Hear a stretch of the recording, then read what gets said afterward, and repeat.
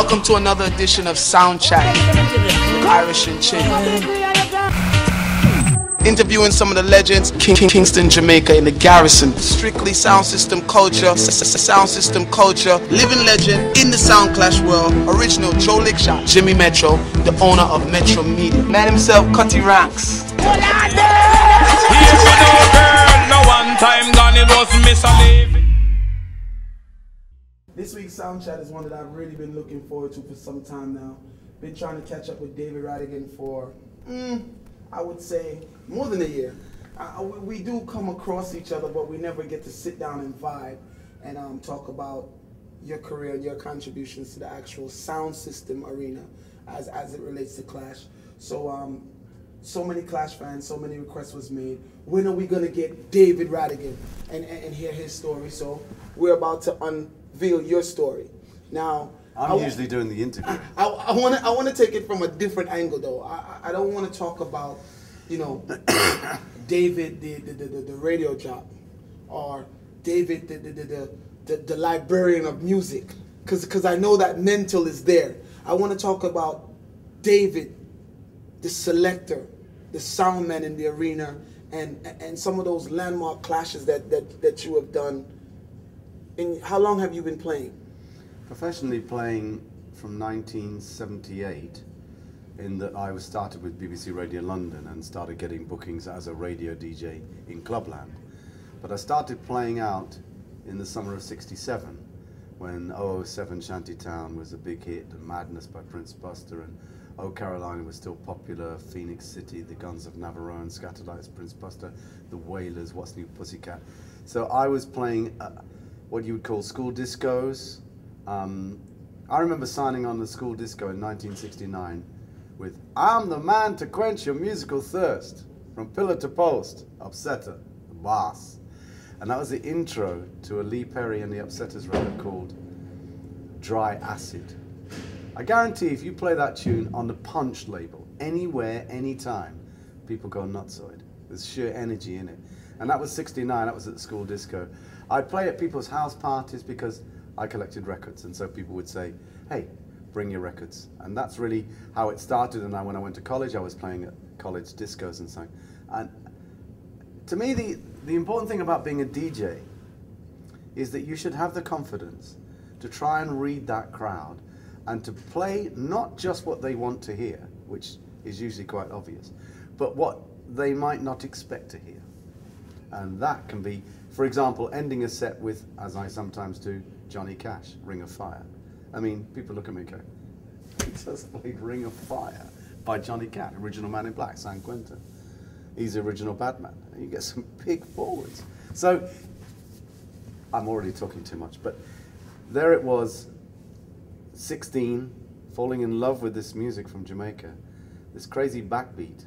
69, sitting in my, you know, I was a deck chair attendant in Hyde Park, earning money in the daytime, going to college to study economics, and my biggest obsession at that time was King Stitt. No matter what the people say, these sounds leads the way. It's the order of the day from your boss, DJ, I King Stitt, hopped it from the top to the very last drop. This is what year? That year was 1969, 1970, rolling into 70. But one of the big records for me was Mommy's Uptown Shopping for Daddy's Downtown Business. The heights that great man reaching kept were not attained by sudden flight, but they, while their companions slept, were toiling upwards through the night. That's a line from Sir Lord Comic, Skying West. Sir Lord Comic was one of the first DJs that I heard, and that was in 67, 68. Skying West was 67. Jamaica Dawn, Jamaica Dawn, Jamaica Me Dawn. Mommy's Uptown Shopping for Daddy's Downtown Business. It was jive talk and it was off the radar. And one of my favorite Sir Lord Comic records was The Great Wooga Wooga on the Dr. Bird label. And it goes, here comes the Great Wooga Wooga with our Ruga. Na, na, na, na. Now that you've hit the scene, you got to be real keen, because Sir Lord Comic happens to be spinning a little cream from his record machine. Jamaica Dawn, Jamaica Dawn, Jamaica Me Dawn. You know, I was obsessed. There's me sitting here, that was 40 years ago, and I'm reiterating. You remember it like it was yesterday? How does that falling in love with the music, in that era of the music that you fell in love with it, how did that transcend into you? Well, we know that you went from there to radio, of course, but how did it transcend from radio to the arena? Okay, Barry Gordon was the catalyst, because Barry G was the #1 radio DJ, and he is again in Jamaica. He's got the highest ratings. Congratulations, Barry. In the early 1980s, I was working on Capital Radio, and I decided to go down to Jamaica and record a series of specials. I recorded them at JBC Radio 1. Dennis Hall is the latest news. Beg your pardon. I mean, it was just idyllic. Barry Gordon was my guest on my show. He gave me a Jamaica news desk, 10 minutes. He said, I'll reciprocate. Please come on my show on Saturday night. I turned up with a box of records. He came in, and at 8 o'clock during the news, he turned to me and said, let's do a clash. I said, thanks for the warning. And Barry Gordon and I, at 8 o'clock that Saturday night, I'll never forget it, with the drapes around for the soundproofing, JBC Radio 1, Jamaica Broadcasting Corporation, we started a clash.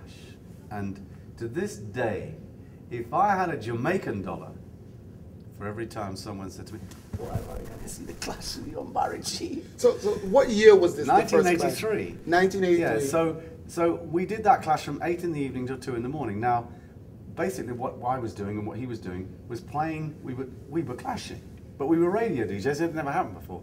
So we'd have the banter and the wind-up, and I'm not exaggerating, that was an overnight sensation. I shouldn't big up myself too much, but that's what everyone said, because Jamaica then was cassette and tape.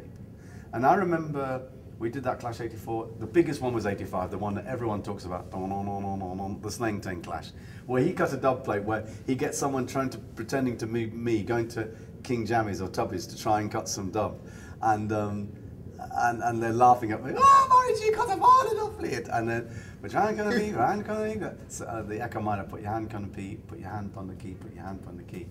And we played Slentang for half an hour. And back in England, it was off the radar. I mean, the response. So I remember going to a dance in Belmont, I think it was the next day, and we drove in the late afternoon, early evening. And as we went through the little villages and hamlets on the way, all you could hear was last night's show. It was like being in a tape loop.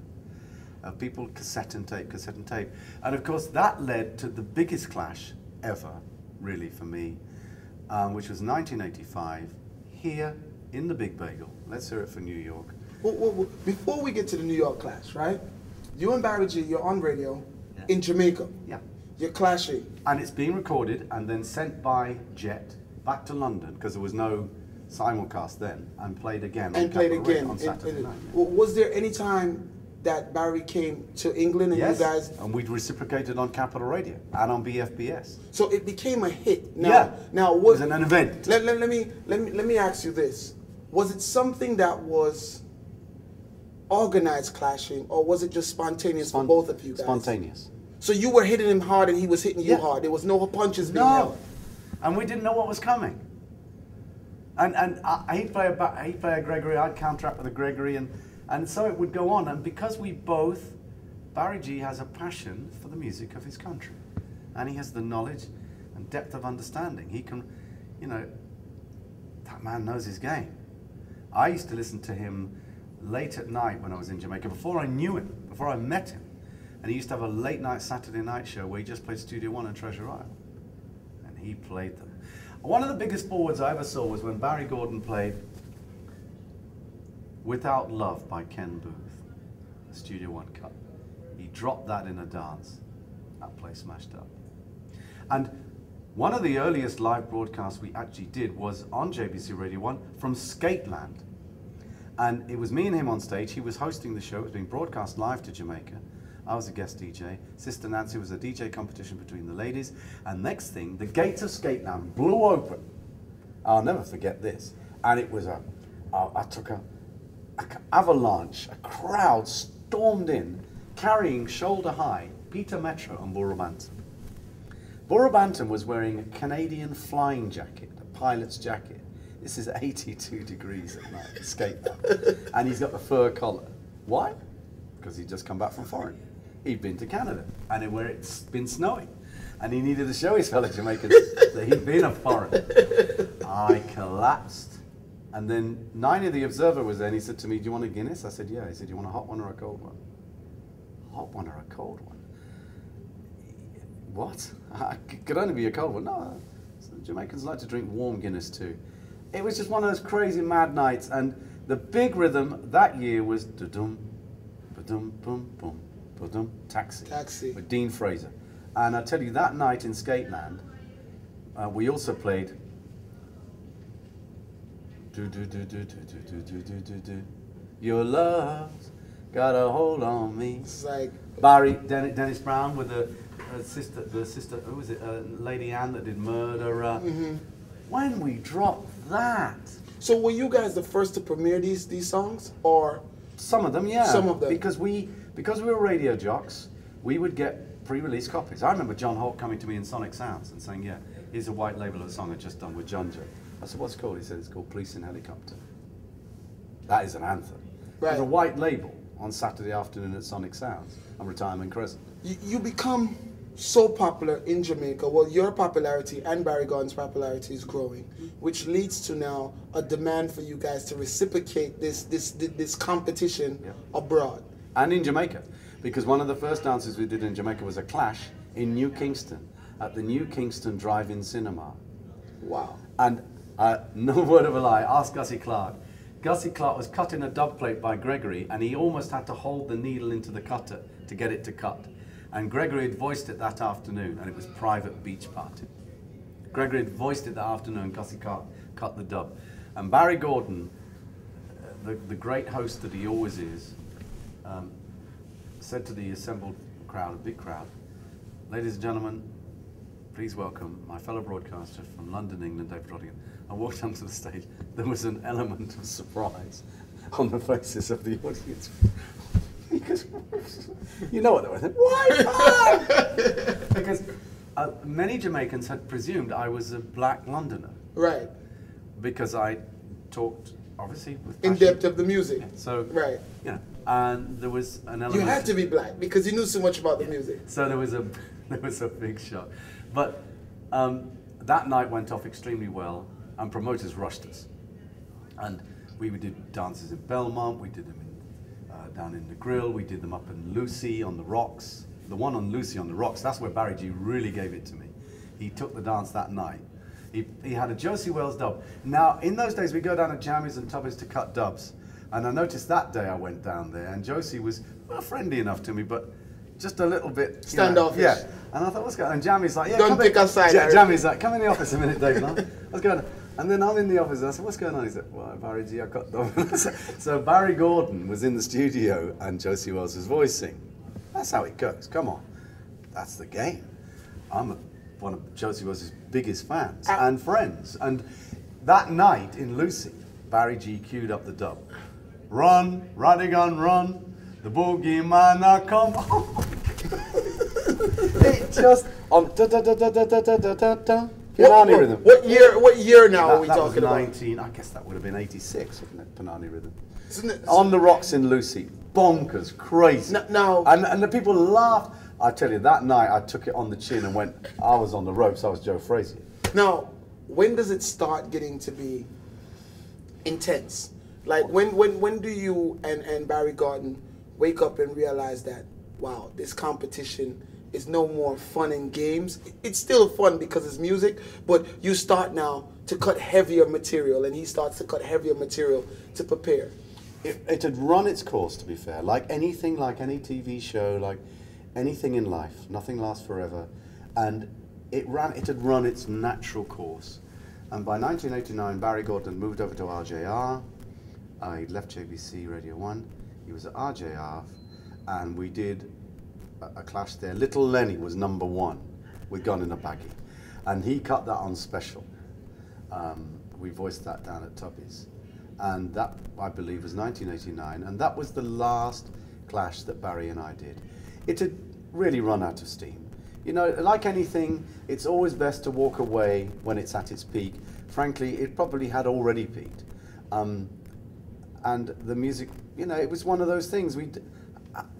How many times can you do the same, you know, the FA Cup final with the same team? Do you know what I mean? How many years did you get? Well, we did 83, 84, 85. 85 was without doubt the 85 most was the talked. climax. Would you say? Probably, yeah, 85, 86. The- And then I think we didn't do one in 87, and 88 was, I think, and then we did one more in 89. We didn't do that many, but... The Clash, that is also a collector's item when we talk about cassettes and audio recordings. With you and Barry Gordon, had to be Empire Rolling Ring in Brooklyn, New York, 1985. December. It's the year that you introduced your Ring the Alarm dub plate with tenor saw, straight from London to New York City. Voiced in London, one take, at BFBS radio station. Now, can you remember that night? Oh, can I remember that night? I can remember that night like it was yesterday. I was so nervous, and so was Barry. When we arrived, we thought there was another concert going on because we saw all these people 4 deep around the block. We didn't realize. So we said, oh, it's some big concert, rock concert or something. I don't know, something happening, hip hop. And the driver said, Dukey said, no, this is for you. And it was snowing. I couldn't believe it. I mean, we went in there and there was a backstage area, and then we were brought onto the stage, and Dukey was the promoter, God rest his soul, and he had flown down to Jamaica because I was cutting dubs in Jamaica 3 weeks prior to the dance. Dukey turned up one night. I arrived at Capital Radio. I went over as I went to check in at reception and security, and the security said, "There's a gentleman over there. He wants to see you." I said, "Who is he?" He said, "Well, he's just come in on a plane from New York this afternoon." And there in the corner was Dukey, who I didn't know. I said, "How can I help you?" He said, "You can help me by agreeing to come to a dance against Barry Gordon in New York, December of this year, Christmas." Is this your first international clash? Yeah, and he said, "What's the deal?" We did a deal, and he went back on the plane the next day. I went down to Jamaica to cut dubs. He was down in Jamaica cutting dubs, and he then signed up Chakademus, Tiger, Frankie Paul, other artists to appear on the bill. So if you remember that night in Brooklyn, it wasn't just me and Barry. It was in the traditions of sound system culture where singers would sing for me and singers would sing for him. Right. Chakademus was off the radar that night, DJing and freestyling on the back of rhythm. So we'd play a vocal, play another vocal on the rhythm, then play the instrumental, and one of the artists would come in, Tiger, for example. And we did the Gil Bailey radio show. That was a very popular radio show at the time. And that night in the Brooklyn Empire, Barry Gordon and I was I was so nervous I couldn't queue up the first because dub of the amount of people that were there. Chin, it was unbelievable. I mean, I was like this. And I'd bought some, you know, the cavalry caps are popular then. And I'd been down to Flatbush or somewhere in Brooklyn, and I bought one of these. I must have looked ridiculous, but I was trying to follow fashion or pop fashion. I don't know what I was trying to do. I had one of these cowboy cavalry caps. It was that slightly too small. Did you guys entertain? I think we did. My criticism upon reflection would be that we probably played too many new recordings that people simply didn't know, because we were actually playing it in radio mode. Radio mode and dancehall mode are two entirely different worlds. You cannot go into a dancehall and play new songs one after the other. The crowd don't get it. You do it on the radio because that's what radio's there for, to expose the music. Right. Barry Gordon often referred to our clashes as musical expos.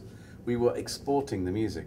And what fascinated him, and also I think, to be fair, probably irritated him too, was the fact that many Jamaican producers were not releasing the product in Jamaica to their own people. They were actually exporting it to Europe before they even... So I'd be pretty much had the music before him. I was playing, and he'd say, "How do you get that?" So I was on Green Sleeves as a white label. And you see Barry's face, you could see naturally that he was disheartened by this, as any natural born Jamaican would be. Right. You know, this is our music, and yet these guys in foreign are bringing it, you know, Coles to Newcastle, bringing the stuff back to us and playing it, and we don't have it. But of course that was happening because the dollar that spoke, you had the record companies and the shops based up in New York, and you had all the import shops in Manchester, Birmingham, London. They were selling more records in foreign than they were in Kingston. So these promoters, producers, were pressing songs and shipping them out by the box load from Norman Manley Airport, you know, and eventually some of these songs didn't even get released. Some of them did eventually get released, but some of them did not get released in Jamaica. Right. And apart from the obvious studio ones and the classic stuff. Did that give you an advantage? Yes. When you were playing with without Barry? doubt. It did give me an advantage.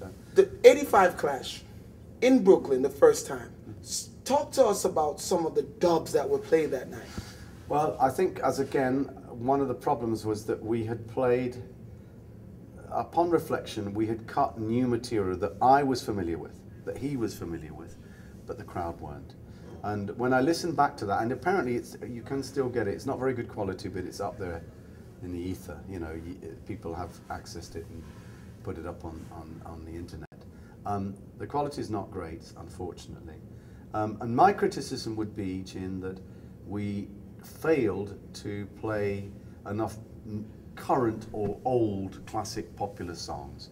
And that's probably an area where we didn't fire in the way that we could have done upon reflection. So I was playing, like, he was playing dubs like Frankie Paul, and, you know, I was playing stuff, you know, it was too, the criticism overall, in my opinion, was it was too new. The place was rammed, people were fascinated, but afterwards one or two people said to me, "Oh, Rodigan, you should have played some foundation." You seemed like you were so prepared for the Clash because, you know, for one, the tenor saw that ended up being like one of the most popular dub plates in your box. So it wasn't a kill dead situation then. Did anybody, you know, was anybody defeated, or was it just a good clash? It was a good clash, and we did prepare. We went to a lot of trouble. I cut, and that was the issue. We were cutting like crazy down in Jamaica. Oh, that's wicked. So excited to go yeah, fire. bring it and put it on Brooklyn, and the people were like, flew over their heads. Don't know the tune. Come out to party. Don't know the tune. Would this be the first time you heavily prepared for a clash? Would this be your first heavily preparation? Yes, yes, without doubt. That was a very important, significant event. By 86, going into 87, you said the Barry Rodigan thing dies down. It ran its course, yeah. What makes you go further into the clash arena? Somebody told me I shouldn't do it, and the worst thing you can do is tell me I shouldn't do it, or I can't do it. What was that conversation? It was Bodyguard versus Rodigan, Maypen, Big J's Lawn. And I'd had a conversation with some people in England. Courtney Singh had been in England and mentioned this is something we could do, and I mentioned to a few people, remember Bodyguard at that stage, that Bodyguard were ruling. What year is this? 1990, 91. Right. And I agreed to it, and I cut a dub plate. What is Bodyguard? Rodigan asked, who is Bodyguard? People wanna know. We wanna know who is Bodyguard. Classic example of cutting a dub plate that I treasured because it was an old U. Roy record. What is Catty? Big boy asked. And flew over the heads of the audience. This is one of the problems for sound boys. Sometimes we can be too smart for our own good. Right. So everyone said to me, no, you'd be crazy to go and clash with Bodyguard. They have the ruling sound, they'll murder you, chop you up in little pieces. Johnny was the selector, and another chap whose name escapes me, and obviously Courtney Singh. And I thought, you know what? I'm going to do this. And it was the Independence Weekend of August, as is the Independence Weekend in Jamaica, 1990 or 1991, and we did it on Big J's Caitlin. And as we were going there, I saw all these people everywhere. What's going on? And they said, they're all coming in off these buses from the countryside. I thought there was some sort of big event happening. They said, all these people are coming for the clash. And I'll never forget, because the sound broke down after about an hour, and everyone just sat on the floor. Wow. They said normally in Jamaica people would just leave. This would just leave. They sat on the floor. Fixed the sound and started again. Yeah, we played on the roof of Big J Scale, and then that was amazing. We also played, Barry G and I did a clash on the roof of, in Ocho Rios on Jack Ruby's. Barry G and I did a clash up there with Yellowman on the roof. And another big clash, I'm going back in time now, was in Mountainside. Me and Barry G in Mountainside, St. Elizabeth. That was a history clash. Because as we approached the event, we saw all these people walking, and we were like, what's going on here? Where are they all going to? And when they realized I was in the car, they mobbed the car. It was crazy. I'll never forget it. And we played, Barry G and I played in a cowshed, in a field. It was in a rural district. There was a field, there was a cowshed, and there was a bar attached to it. And we played in the cowshed. And people were, those St. Elizabeth men can drink. Heineken was flowing. And in the morning, as the sun came up, you see some red-skinned man lying in the grass with goats. And it was so, I'll never forget it. It was 1984 or early 85. Yeah, because my wife was carrying our first son. And also that night, I was following Barry Gordon had an MG sports car, British MG sports car. And we were lost trying to get to the destination. And we had to, no, this is another night, this is Belmont, sorry. And we had to go through these cane fields that had caught fire. Fire de amus steel in tinka breeze. And we're like, that was 85. I was like, oh my God, it was 85. Trying to get to Belmont and Barry G driving through an archway of fire. Such wonderful memories of Jamaican sound system culture. Sound system culture. Yeah. Talk to me about that first clash with Bodyguard, because it had to be significant in your career. It was very significant, because what it taught me was that I could do this. Everyone said to me, you know, you're going into the lion's den. You haven't got a hope. You just can't win that. Well, it wasn't that I didn't think. It's a cliche, but it's true. It's not who wins or who loses, but it is how the game is played. And not everyone can be a winner. There has to be a loser. I wasn't prepared to be a loser. I went there to win. I knew the odds were against me because of all the dub plates that they had. But it was such an exhilarating experience that it became an annual event. Bamboo Lawn was the next location in '92. So did you win the first one, or did you lose? No, I didn't. But I gave them a good run for their money, and Courtney Singh would be the first person to agree to that, of course. And so where does it go from there? And Howard, sorry? Where does it go Okay, from? we did that every year, and then that's actually, that first event was so well recognized in America that next thing I was on a plane to Washington because of the clash that had happened in Jamaica with Bodyguard, and I clashed with Emperor Faith. Washington, D.C. Yeah, and the classic line which brought the house down was, "Don't make me have to take off my jacket to you." My new blue jacket. It was like royal blue. It looked like some sort of showbiz Las Vegas. So how the hell I wore that? It was different fashion those days. And I took off the thing, I put it down, and I gave it to Emperor Faith. So was it Emperor Faith? It was Emperor. Emperor. And it was a great night, and it was absolutely rammed. And I just cut the cockatoo. I think it was '92 or '93. I'd cut some new dubs. There was one of them, I think it was, "Sound boy, won't you go home to your mama," when that played. Because the first time that dub ever played was in the Biltmore Ballroom. That dub was cut in '91, along with Dennis Brown's To the Foundation, and I first played those two dubs in the Biltmore Ballroom. Were you clashing in the Biltmore Ballroom? I was playing with a sound called King Addis. You heard of them? The great King Addis. What was your first encounter with Addis like? That was wonderful. Babyface is the perfect host. He really was. Danny Dread. Danny Dread. I was there. Chris Goldfinger was on the bill as well. Was the clash? No. And it wasn't a very busy night, to be fair, but it was the Biltmore Ballroom, and historically it's very significant. And it was certainly a most interesting night. But in terms of numbers, not the numbers that could have been there. But once it sparked that this chap Rodigan could and would clash with sound systems, it snowballed. And another big event was when Stone Love came to join me and Bodyguard in Maypen at Bamboo Lawn one summer. Ask Rory. That was a night. Ask Cancer. That was a clash. Chico.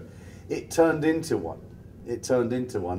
And I made this speech, which to this day they rib me about. As I said, there was an argument going on, I think, about who done what first and which sound had travelled foreign. There was some sort of into rivalry going on between the two. And I just said, just a minute. I'm older than any of you lot, so don't start talking about how long you've been doing this. And I played You're Too Young to Be a Selector. I think I played it that time. Or no, I played Love Is Overdue, Gregory Isaacs in 19.